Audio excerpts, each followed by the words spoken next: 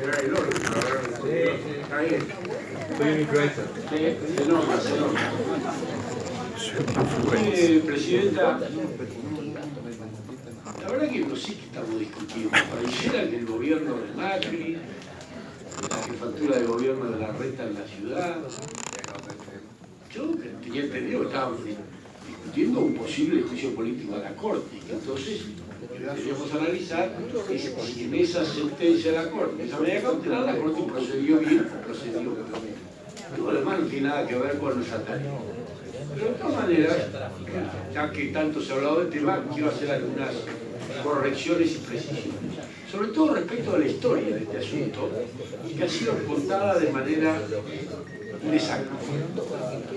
En 2020, un poco antes de que se dictara el decreto 735, lo que ocurrió fue que la policía de la provincia de Buenos Aires estaba casi en un estado de sublevación, que si ustedes recuerdan llegó a que se manifestaran en las puertas de la residencia de Olivos. Bueno, se le pidió al gobernador Kicillof que resolviera el tema, y Kicillof dijo: sí, pero yo para resolver el tema necesito plata, porque no tengo para darles el aumento. Entonces dijeron: che, ¿de dónde podemos sacar plata? Y dijeron: y saquémosela a Rodríguez Larreta, que es rico. Este es el verdadero origen del decreto 735. Porque la plata que se le sacó a la ciudad de Buenos Aires se la dio a la provincia de Buenos Aires, y el resto de las provincias calladita la boca. Se ve que eso no les molestaba. Esta es la verdad.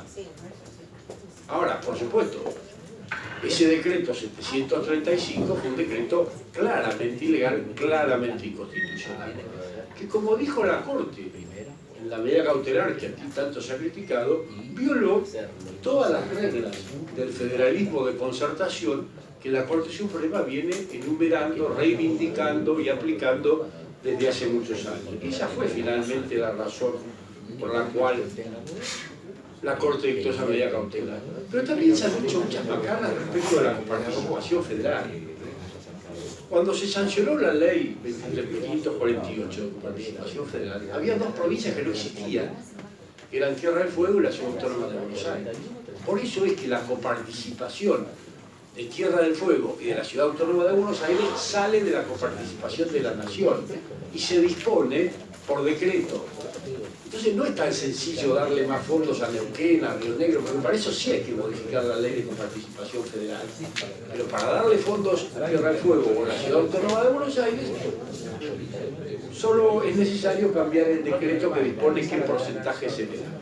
Y esto claramente no afecta a la provincia, ni les va ni les viene. La prueba está en lo que se le sacó a la Ciudad de Buenos Aires, se lo dio a la provincia de Buenos Aires, y todas las demás provincias que tan afectadas estaban por el decreto que le daba participación a la ciudad, se callaron la boca y no dijeron nada, todas felices y contentas. Entonces, esta es la verdadera historia.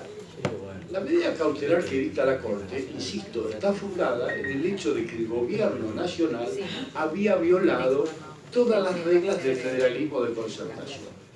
Y entonces, ¿qué hizo el oficialismo? Nos acusa de no haber respetado la ley, la que votamos acá en el Congreso. ¿Qué hizo el oficialismo?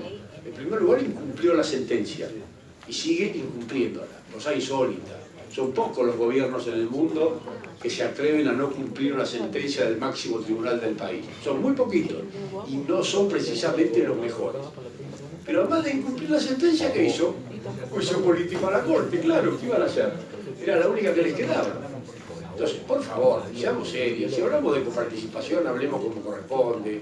Tengamos presente de dónde sale la coparticipación de la ciudad, de dónde sale la coparticipación del resto de las provincias, cuál es el procedimiento para modificar la coparticipación de la ciudad y cuál es el procedimiento para modificar la coparticipación de las provincias. Ciñámonos a la, ya que el juicio político está en marcha, o la investigación esta está en marcha, ciñámonos a la sentencia de la Corte y analizar si la sentencia es correcta o es incorrecta.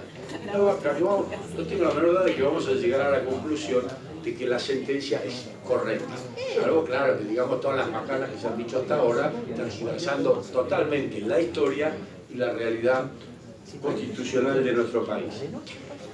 No quiero extenderme porque se supone que esto es solo una presentación del tema y que lo seguiremos discutiendo en el futuro.